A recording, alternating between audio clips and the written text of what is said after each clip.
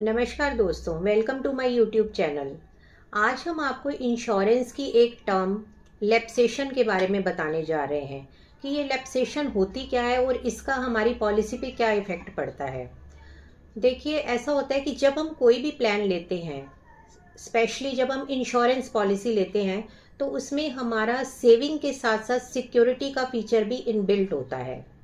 जैसे अगर हमने कोई प्लान लिया, तो प्लान में सपोज हमने सम एश्योर्ड के ऊपर पॉलिसी ली, हमारा 5 लाख का सम एश्योर्ड है या 10 लाख का सम एश्योर्ड है, तो उस 10 लाख के सम एश्योर्ड पे हम एक प्रीमियम देते हैं और उसमें 10 लाख तक की कवरेज हमें कंपनी देती है।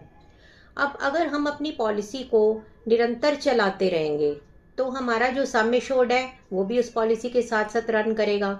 और अगर हमने उसमें प्रीमियम भरना बंद कर दिया, तो वो सम एश्योर्ड हमारा पॉलिसी लैप्स हो जाएगी और वो सम एश्योर्ड हमें नहीं मिलेगा। अब लैप्सेशन का मतलब ये है कि अगर मान लो हमारी पॉलिसी लैप्स पड़ी है और पॉलिसी होल्डर की डेथ हो जाती है, तो उस केस में क्या हमें इंश्योरेंस मिलेगा?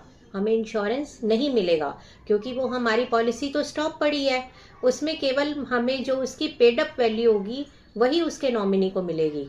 तो जब भी हम कोई भी इंश्योरेंस पॉलिसी लें, तो कोशिश ये करें कि हम उसका जो प्रीमियम है समय से उसको भरते रहें, जिससे कि हमारी पॉलिसी लैप्स ना हो। और अगर हो भी गई है, तो हम किसी भी ब्रांच में जाके, कहीं भी जाके हम अपनी पॉलिसी को रिवाइव कराएं। धन्यवाद।